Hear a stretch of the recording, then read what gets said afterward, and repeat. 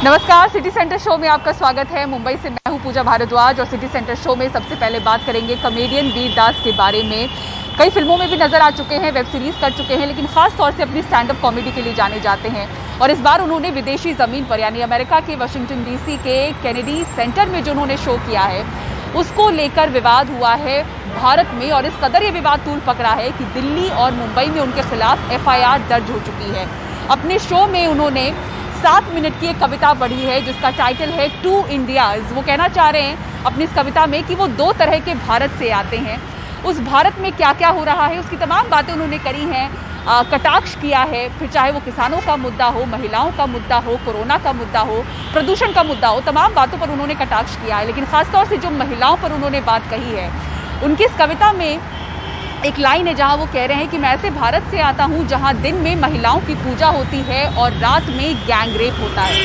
इसको लेकर खासतौर से तूल पकड़ा है और उनके खिलाफ मामले दर्ज हुए हैं और सोशल मीडिया पर उनके खिलाफ गुस्सा फूट रहा है। उन्होंने सफाई भी पेशकश की है। क्या है ये पूरा मुद्दा, किस तरह से शुरू हुआ और किस तरह से उनका ये वीडियो सोशल मीडिया पर खूब वायरल हो रहा है, आपको दिखाते हैं इस रिपोर्ट में। Come from which India? I come from two India. Stand up comedian Vir Das के समर्थन में अब लोग आगे आ रहे हैं। इससे पहले बीजेपी से जुड़े 2 वकीलों ने इस स्टैंड अप कॉमेडियन के खिलाफ शिकायत दर्ज कराई थी। दरअसल वीरदास के एक वीडियो का यह हिस्सा वायरल हो गया था जब वो वॉशिंगटन डीसी में बोल रहे थे 2 तरह के भारत के बारे में। जब उनकी आलोचना शुरू हुई तो उन्होंने जवाब दिया, बताया कि वीडियो का फोकस उस चीज पर है जिससे भारत महान बनता है और तालियों की वजह यही है।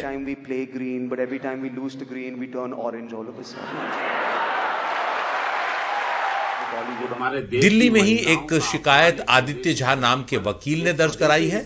वो चाहते हैं कि वीरदास को गिरफ्तार किया जाए। जब मेरा मन आहत हुआ कि हमारे देश की महिलाओं का अपमान एक विदेशी धरती पर एक स्वदेशी इंसान कर रहा है, तो मैंने प्रण लिया कि इसकी एक लड़ाई लड़ेंगे। और मैंने आज डीसीपी नई दिल्ली को एक शिकायत दर्ज की है। जल्दी इसके ऊपर हम एक कार्रवाई करेंगे और वीरदास जल्दी अरेस्ट हो। लेकिन वीरदास के समर्थन में कई लोग सामने आ रहे हैं। फिल्मकार हंसल मेहता ने ट्वीट किया, मैं वीरदास से बहुत प्रभावित हुआ। मैं उस भारत से आता हूं जहां ये कहने के लिए किसी वीरदास के पास हिम्मत होनी चाहिए। मैं उस भारत से आता हूं जहां हम में से बहुत सारे लोग इस हिम्मत की तारीफ करते हैं मगर फिर भी चुप रहते हैं। कुछ ही दिन पहले एक और stand up comedian Munawar Faruqui के शो को गोवा में धमकी के बाद रद्द करना पड़ा था। इससे पहले भी उनके कार्यक्रम रद्द किए गए थे, मुंबई में भी। वीरदास फिलहाल न्यूयॉर्क में है जहां वो जाने माने एमीज अवार्ड्स में भारत की नुमाइंदगी कर रहे हैं। उन्हें उनके कॉमेडी शो के लिए नामांकित किया गया है।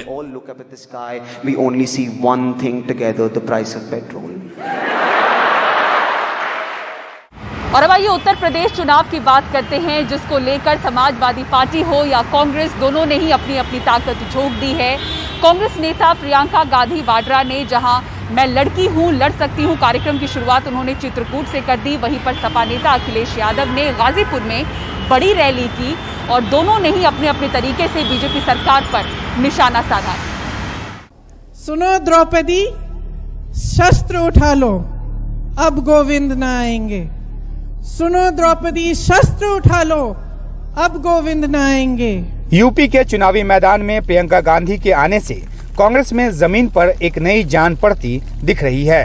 कब तक आस लगाओगी तुम, कब तक आस लगाओगी तुम बिके हुए अखबारों से। बुधवार को फिर उन्होंने चित्रकूट में लड़कियों से बात की। मैं लड़की हूं, लड़ सकती हूं मुहिम के तहत लड़कियों को फ्री स्कूटी और स्मार्टफोन और बसों में महिलाओं को मुफ्त यात्रा का वादा दोहराया। ये कहा है हमने कि आपको स्मार्टफोन दिया जाएगा पढ़ने के लिए और सक्षम बनाने के लिए। आपको आजकल इतने सारी ऑनलाइन कोर्सेज, ऑनलाइन पढ़ाइयाँ होती हैं उसके लिए, और उसके साथ साथ आपकी सुरक्षा के लिए भी, क्योंकि जब आपके पास मोबाइल फोन है हाथ में तो कोई समस्या आए आप एकदम फोन कर सकती हैं अपने घर पर, या कोई मदद करने के लिए आ सकता है। इसी तरह से जो स्कूटी की प्रतिज्ञा है तो जो स्कूटी देने की प्रतिज्ञा है, इससे आप, जैसे आपने कहा कि पढ़ाई करने के लिए आपको दूर जाना पड़ा था, उससे बहुत सुविधा होगी। वो बीमार हो जाती हैं। खास बात यह है कि प्रियंका बस भाषण नहीं देती, लड़कियों को भी अपनी बात रखने का अवसर देती हैं और लड़कियां भी खुलकर बोल रही हैं। बहुत रुलाया है, बहुत प्रताड़ित किया है। मेरी बस्ती टोटल दलित समुदाय की बस्ती है। कभी आपका वहाँ जाना हुआ तो ये मेरी बस्ती का सौभाग्य होगा। आज भी वहाँ नाली और रोड जैसी दिक्कतें इसका सामना करना पड़ता है, क्योंकि हम दलितों के लिए, वोट के लिए सब कोई हमारे पास आता है, हमारी विकास के लिए कोई नहीं आता। उत्तर प्रदेश की जिस पूर्वांचल एक्सप्रेसवे का उद्घाटन पीएम मोदी ने मंगलवार को किया, बुधवार को उसी पर अपनी ताकत दिखाने अखिलेश यादव पहुंच गए। समाजवादी पार्टी की इस रैली में बड़ी तादाद में भीड़ जुटी। अखिलेश ने योगी सरकार पर निशाना साधा। इस गाजीपुर बॉर्डर से लेकर के और वो गाजीपुर का बॉर्डर, वहां तक भारतीय जनता पार्टी का सफाया इसलिए होगा कि इन्होंने किसानों के ऊपर जीप चला दी। कोई सोच सकता है कि किसानों की हत्या कर दी जाए जीप चढ़ा करके? उत्तर प्रदेश की जनता हाथरस की बेटी को नहीं भूले हैं, कस्टोडियल डेथ है, अपमानित हो रहे हैं लोग। और जो अमित शाह ने कही कि भैया अगर समाजवादी पार्टी आएगी तो बीजेपी का है जैम, जनधन, आधार और मोबाइल, और समाजवादी पार्टी आएगी तो उनका एक अलग जैम होगा, जिन्ना होगा, आजम खान होगा, मुख्तार अंसारी होगा। भारतीय जनता पार्टी के लिए जे फॉर झूठ है, ए फॉर अहंकार है और एम फॉर महंगाई है। कम से कम झूठ, अहंकार और महंगाई पे भारतीय जनता पार्टी कब बात करेगी? आज देश में डीजल पेट्रोल की कीमत क्या है? नौकरियां नहीं है, खाद की बोरी से चोरी हो गई, डीएपी नहीं है। किसी भी किसान से आप पूछ लियो, धान खड़ा है खेत में, क्या धान की कीमत मिली है? यहाँ पर कोई धान की कीमत क्या दे पाए हमारे गरीब किसान को? सपा और कांग्रेस दोनों ने ही यूपी में एक दूसरे से गठबंधन की संभावना से इनकार कर दिया है। दोनों ही पार्टियां अपनी अपनी ताकत लगा रही हैं, लेकिन यूपी की राजनीति में अभी पुल के नीचे से बहुत पानी बहना बाकी है। नई दिल्ली से उमाशंकर सिंह, एनडीटीवी इंडिया। राजनीति को छोड़ दें तो मेले के बाकी रंग वैसे ही होते हैं जैसे हमेशा से रहते हैं। खाना पीना, खेल तमाशा, ग्रामीण परिवेश की जिंदगी। गढ़मुक्तेश्वर से हमारे सहयोगी रविश रंजन शुक्ला बता रहे हैं मेले का रंग। ड्रोन कैमरे से आप गढ़मुक्तेश्वर के कार्तिक मेले का ये बृहद जो तस्वीर है उसको आप देख रहे हैं। और ये जो कार्तिक मेला है इसको छोटा कुंभ भी आप बोल सकते हैं। और अब हम आपको ड्रोन कैमरे के अलावा कि ज़मीन पर ये कार्तिक मेला किस तरीके का है, तो ये आप देख सकते हैं कि हम इस वक्त गढ़मुक्तेश्वर के कार्तिक मेले में पहुंच चुके हैं। और ये आप देखिए कि बहुत बड़े क्षेत्र में ये कार्तिक मेला जो है गढ़मुक्तेश्वर का लगा हुआ है। और इस मेले में चूंकि उत्तर प्रदेश का चुनाव है तो इसके वजह से उत्तर प्रदेश की शायद ही ऐसी कोई राजनीतिक पार्टी है जिसका यहाँ पर आपको बैनर पोस्टर न दिखे। ताऊ से हम बात करेंगे। ताऊ, आप तो कई सालों से इस मेले में आ रहे हैं। सालाना में हम सालों से? हाँ जी। तो ये बुग्गी से क्यों आए अपने परिवार सहित? पहले से बुग्गिया में, अब तो रेट ही गाड़ी आने लगी। हाँ, पहले बुग्गी से आ रहे हैं हम तो। पहले बुग्गी से आप आते थे? अब भी बुग्गी से, अब भी बुग्गी से। अच्छा, तो ये 30 किलोमीटर आप इसी बुग्गी से चल के आए हैं? हाँ। हम इस वक्त लाठी बाजार में हों और सबसे ज्यादा भीड़ जो है वो लाठी बाजार के लाठी की इस दुकान में है। हाँ बाबा, बताइए लाठी की क्या खासियत है? लाठी की खासियत ये है, हम जंगल में जा रहे हैं। हाँ। कहीं नाला है, कहीं गड्ढा है, उसमें टेको पार हो जाओ। जानवर है, जंगली जानवर है, उससे बचाव के लिए, अपना बचाव करने के लिए लाठी रखी जाती है। अच्छा, तो लाठी आपने बड़ी पतली लाठी लिया है? ये अब हमारा जमाना नहीं है भाई, हम बुढ़े हो गए। अच्छा, जवान आदमी के लिए भारी लाठी चाहिए। ये मेरे लिए लाठी चाहिए? हाँ हाँ, ये तुम्हारे लिए है। हमें भाई हल्की लाठी केवल रास्ता में चलना अपने बचाव के लिए। अच्छा, इसलिए। अच्छा, वो दोहा सुनाइए, लाठी वाला कोई है क्या दोहा? याद है? कहते हैं लाठी में गुड़ बहुत है, सदा राखिए संग। नदी नाले, कैसे नदी नाले अंग बचावे, दुश्मन की मुड़िया मारे। ये पड़ी 140 रुपए की बात। लाठी भी महंगी हुई है क्या? लाठी सब में महंगाई आई पड़ी है। लाठी में भी महंगाई? लाठी में महंगाई, जो पहले 40 रुपए का आता है 100 रुपए का सीधा। बात गुरुग्राम की करते हैं, जहां लगभग हर शुक्रवार को खुले में नमाज को लेकर जो हिंदू संगठन हैं वो विरोध करते हुए नजर आते हैं। कभी वो नमाज वाली जगह पर गोबर के उपले डाल देते हैं तो कभी धार्मिक नारे लगाते हैं। अब गुरुग्राम के जो तमाम हिंदू हैं वो जुमे की नमाज के लिए अपनी जगह दे रहे हैं। जो सिख हैं वो गुरुद्वारे में मुसलमानों को कह रहे हैं कि वो आकर वहां पर नमाज पढ़ें। सौरभ शुक्ला की ये ग्राउंड रिपोर्ट देखिए। गुरुग्राम गुरुद्वारा प्रबंधक कमेटी के प्रमुख शेरदिल सिद्धू मुफ्ती सलीम को सदर बाजार का गुरुद्वारा दिखा रहे हैं। इस शुक्रवार इस गुरुद्वारे में गुरुबाणी के साथ अजान भी होगी और जुमे की नमाज भी पढ़ी जाएगी। सिद्धू का कहना है कि इस बार शुक्रवार को अगर खुले में नमाज को लेकर हिंदू संगठन विरोध करें तो मुसलमान नमाज गुरुद्वारे में आकर पढ़ सकते हैं। देखो, हमने तो देश का माहौल बचा के रखना, भाईचारा बचा के रखना। एक समुदाय जैसे मुस्लिम भाई है, इनको आप कहीं भी जगह नहीं देंगे नमाज पढ़ने की। किसी ना किसी को तो आगे आना होगा अगर देश को बचाना है तो, और इसमें कोई हर्ज भी नहीं है। देखो, गुरु घर जितने भी, चाहे मंदिर हो, मस्जिद हो, गुरुद्वारा हो, हर एक धर्म जाति के लिए होते हैं। गुरु घर में कोई मुसलमान भाई नमाज पढ़ने आता है, दे आर मोस्ट वेलकम। ये 100 गज की दुकान गुरुग्राम के सेक्टर 12 में रहने वाले व्यवसायी अक्षय यादव की है। अक्षय यादव ने ये दुकान मुसलमान समुदाय को जुमे की नमाज पढ़ने के लिए दे दी है। अक्षय का कहना है कि वो किसी भी हाल में गुरुग्राम को टूटने नहीं देंगे और मुसलमान चाहें तो उनके घर के आंगन में भी आकर नमाज पढ़ सकते हैं। मैंने उनको पूछा कि भाई आपको कितने लोग होते हैं आप लोग? बोला हम 10, 12, 15 लोग होते हैं। तो मैंने उनको बोला कि आप लोगों को नमाज पढ़नी है तो मेरा घर है, आप मेरे घर पे आके, मेरी एक प्रेमिसेस है खाली पड़ी हुई, एक मेरी जगह, मैंने कहा आप लोग यहाँ आके पढ़ लो, मेरे को कोई प्रॉब्लम नहीं है कि आप लोग भगवान का ही तो नाम ले रहे हैं। पिछले कई हफ्तों से शुक्रवार को जुमे की नमाज के लिए जगह ढूंढते घूम रहे मुफ्ती सलीम अब संतुष्ट हैं। उनका कहना है कि इस बार जुमे की नमाज की कोई चिंता नहीं है क्योंकि तमाम हिंदू और सिख उन्हें जगह देने को तैयार हैं। तो ये एक बड़प्पन है। अब जैसा कि हमारे ये सिद्धू साहब ने एक इतना यानी बड़ा जुमला जो इस्तेमाल करा है कि गुरुद्वारे का जो द्वार है वो सबके लिए खुला हुआ है और कोई भी आकर के, अगर तुम्हें इबादत करने में दिक्कत है तो आके इबादत कर सकते हैं। ऐसा ही होना चाहिए। जब इंसान का अखलाक और उसके सोच ऐसी होगी तो कोई मसला नहीं होगा।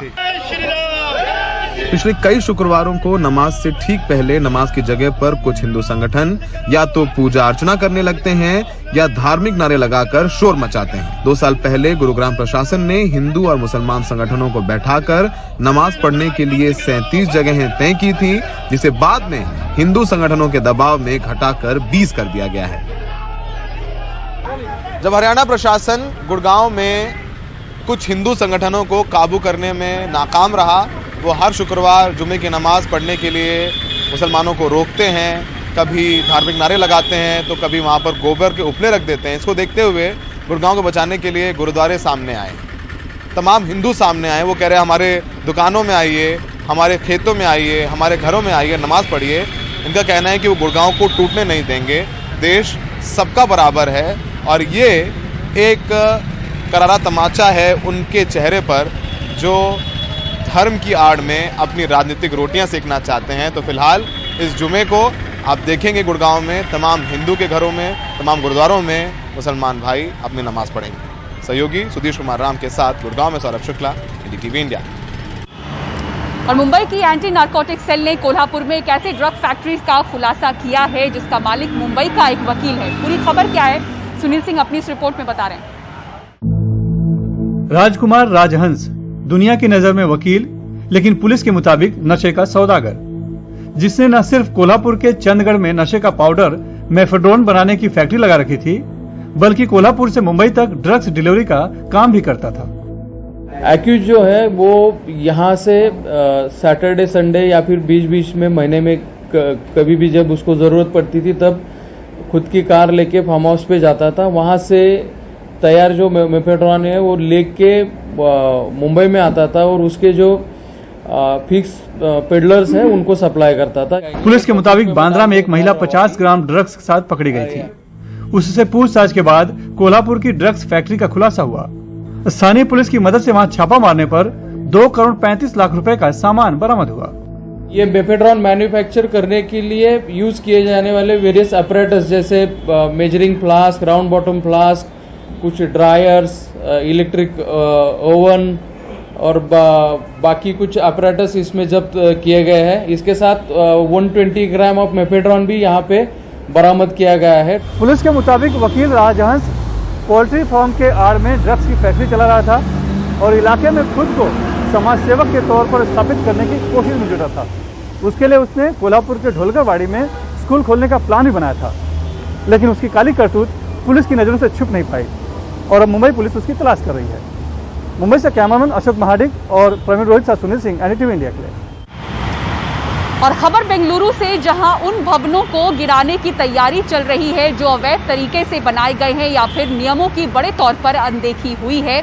कर्नाटक हाईकोर्ट इस मामले की निगरानी कर रहा है और अब तक तकरीबन 5,500 ऐसे ढांचों की निशानदेही की गई है। तकरीबन 5,500 बिल्डिंग मालिक परेशान हैं क्योंकि उनको बिल्डिंग गिराने का नोटिस दिया गया है। इनमें अपार्टमेंट्स और छोटे बड़े मकान शामिल हैं। हाल ही में कुछ बड़े छोटे घर ताश के पत्तों की तरह बिखर गए। इसके बाद यह कदम उठाया गया।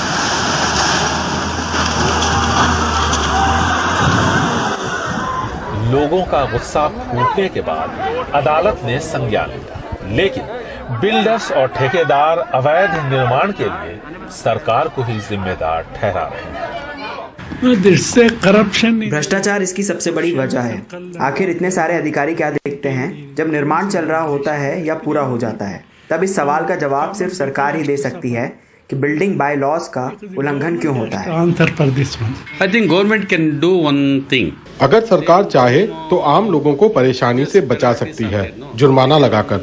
अफोर्डेबली they can pay and they can leave no.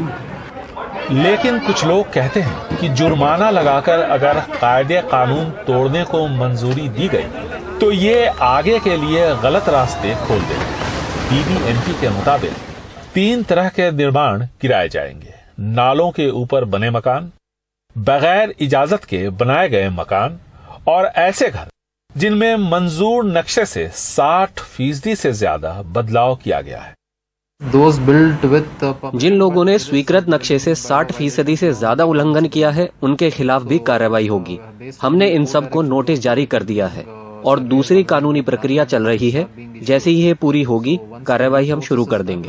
Further action will be taken. महानगर पालिका के अधिकारी बिल्डर्स और कॉन्ट्रैक्टर्स को जिम्मेदार ठहरा रहे हैं, तो बिल्डर्स और कॉन्ट्रैक्टर्स भ्रष्टाचार को इस सवाल के साथ कि अगर सब कुछ नक्शे के हिसाब से नहीं था तो ऑक्यूपेंसी सर्टिफिकेट क्यों जारी किया गया। आरोप प्रत्यारोप का सिलसिला शुरू हो चुका है, लेकिन इसका खामियाजा आम लोगों को भुगतना होगा क्योंकि मकान उनके ही टूटेंगे। बेंगलुरु से कैमरामैन गोविंद मूर्ति के साथ निहाल किदवई, एनडीटीवी इंडिया। और करतारपुर साहिब कॉरिडोर श्रद्धालुओं के लिए एक बार फिर से खुला। पूरी खबर और तस्वीरें एक ब्रेक के बाद देखते रहिए सिटी सेंटर शो। और करतारपुर साहिब कॉरिडोर, जिसे बीते साल कोरोना महामारी के चलते बंद किया गया था, उसे श्रद्धालुओं के लिए एक बार फिर से खोल दिया गया है और सबसे पहले पंजाब के मंत्री यहां जाकर मत्था टेकेंगे। करतारपुर कॉरिडोर से हमारे सहयोगी अक्षय डोंगरे की ये ग्राउंड रिपोर्ट देखिए। गुरुपूरब से महज 2 दिन पहले आखिरकार 20 महीने के इंतजार के बाद करतारपुर कॉरिडोर को एक बार फिर से श्रद्धालुओं के लिए खोल दिया गया है। जो दरवाज़ा आप मेरे पीछे देख रहे हैं वो वही दरवाज़ा है जहां से होकर भारत की तरफ से श्रद्धालु करतारपुर कॉरिडोर में एंटर होते हैं और आगे तकरीबन 4.5 किलोमीटर आगे दरबार साहिब गुरुद्वारा है। वही गुरुद्वारा जहां अरदास करने के लिए, प्रेयर करने के लिए तमाम सिख श्रद्धालु जाते रहे हैं। आखिरकार मंगलवार को होम मिनिस्टर अमित शाह ने ये कहा कि करतारपुर कॉरिडोर को एक बार फिर से खोल दिया जाएगा और आज पहले श्रद्धालु करतारपुर कॉरिडोर के से होते हुए गुरुद्वारा दरबार साहिब गए और वहां जाकर उन्होंने अरदास की और वहां से वापस आए। कैसा क्या प्रोसीजर था, क्या आपको करना पड़ा, कैसे पूरा किस तरह का आपका सफर रहा? प्रोसीजर के लिए मैं बहुत धन्यवादी हूँ सरदार मनजिंदर सिंह सिरसा का, दिल्ली गुरुद्वारा प्रबंधक कमेटी के जो अध्यक्ष हैं, जिन्होंने हमारे को मौका दिया इस प्रोसीजर में अप्लाई करने के लिए। मैनुअली MHA में अप्लाई हुआ और कल शाम को हमारे को कॉल आता है कि आप लोगों का वीज़ा अप्रूव्ड हो गया और हमने ओवरनाइट जर्नी करके सुबह यहाँ पहुँचे। डॉक्यूमेंट्स की बात करें तो आपके पास पासपोर्ट मस्ट होना चाहिए, वैक्सीनेशन की दोनों आपको वो लगी होनी चाहिए, डोज और एक कोविड रिपोर्ट, RC-PCR, रैपिड नहीं चलेगा टेस्ट, RC-PCR आपका मस्ट है। ये तीनों चीज़ें होनी मस्ट है। एक आधार कार्ड भी होना जरूरी है, हार्ड कॉपी, ये चारों चीज़ होनी बहुत जरूरी है। सर जब हम पाकिस्तान एंटर हुए तो वहाँ की वक्फ बोर्ड और पाकिस्तान सिख गुरुद्वारा प्रबंधक कमेटी के जो मेंबर्स हैं उन्होंने हमारा वार्म वेलकम किया। वहाँ पे उन्होंने हमें फूलों की वर्खाओं से और गुलाब की माला से वेलकम किया और बड़े अदब सत्कार से हमें वहाँ पे लेके गए और गुरुद्वारे के दर्शन किए।